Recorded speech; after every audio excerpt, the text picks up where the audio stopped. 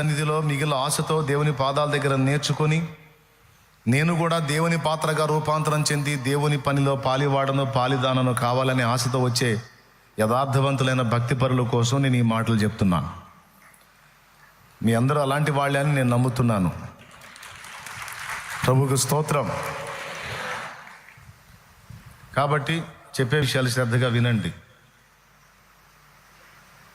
ఉదాహరణకి Bible training అని 6 నెలలు, 1 సంవత్సరం, 6 సంవత్సరాలు, 3 సంవత్సరాలు, 4 సంవత్సరాలు, సంవత్సరం, 40 రోజులు అట్లా కొంతమంది ట్రైనింగ్ పొందుతూ ఉంటారు.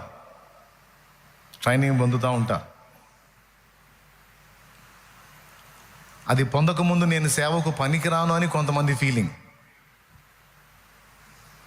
కానీ నీకు తెలుసా, నువ్వు మారు మనసు పొంది రక్షణ పొందిన నాటి నుంచి ఈ రోజు వరకు పరిశుద్ధ గ్రంథం చేతపట్టుకుని వచ్చిన ప్రతిసారి కూడా కొంత ట్రైనింగ్ నువ్వు పొందుతున్నావని నీకు తెలియదు.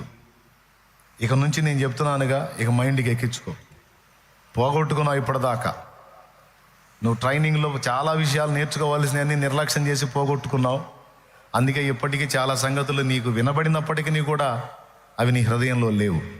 ఎందుకంటే నేను ఒక విశ్వాసిని, చర్చికి వచ్చి వెళ్ళటం వరకే నా పని అని అనుకున్నావు. కానీ నేను ఒక అభ్యాసం పొందుతున్నాను, రాబోతున్న దినముల్లో నేను ఇతరులకు బోధించవలసిన బాధ్యత కలిగి ఉన్నాను అనే ఇంగితాన్ని కోల్పోయావు.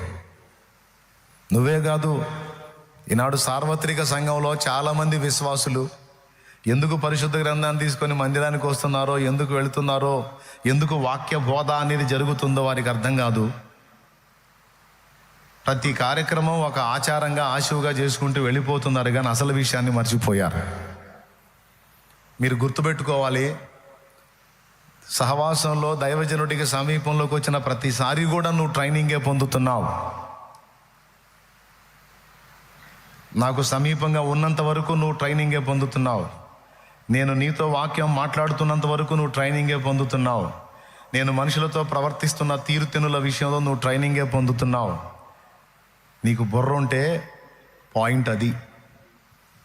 శాలేమన్న దగ్గరకు వచ్చినప్పుడు, అక్కడ కూర్చున్నప్పుడు, దేవుని వాక్యం వింటున్నప్పుడు అందులో ఆయన ఏం నేర్పిస్తున్నాడో అవగాహన, అలాగే ఇతర వ్యక్తులతో ఆయన ఎలాగ వ్యవహరిస్తున్నాడో అదొక అభ్యాసం.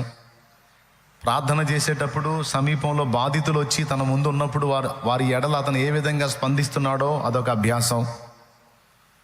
బీదల ఎడల ఎలాంటి ప్రవర్తన కలిగి ఉన్నాడో అదొక అభ్యాసం. డబ్బు చూపించినప్పుడు డబ్బు విషయంలో ఎలాంటి స్పందన కలిగి ఉన్నాడో అదొక అభ్యాసం. కొంతమంది మేము స్పెషల్గా వచ్చాం, మేము ప్రత్యేకంగా వచ్చాం, మేము ధనవంతులం, మేము పెద్ద కులస్తులం ఉన్నప్పుడు వారి ఎదుట ఎలాగో ప్రవర్తిస్తున్నాడో అదొక అభ్యాసం. భేదాభికి సామాన్యులు వచ్చినప్పుడు వారితో ఎలా ప్రవర్తిస్తున్నాడో అదొక అభ్యాసం. స్వ పర అంటే సొంత ఇతర అనే భేదాలు లేకుండా అందరి ఎడల సమదృష్టితో ఎలాగున్నాడో అదొక అభ్యాసం. తను కట్టిన వస్త్రం దగ్గర నుంచి, వ్యవహరిస్తున్న తీరు దగ్గర నుంచి, నివసించే నివాసం దగ్గర నుంచి, తినే ఆహారం దగ్గర నుంచి సమస్తము కూడా నీవు ట్రైనింగ్ పొందడానికి, పరిశీలించుకోవడానికి ఒక అద్భుతమైన అభ్యాసం.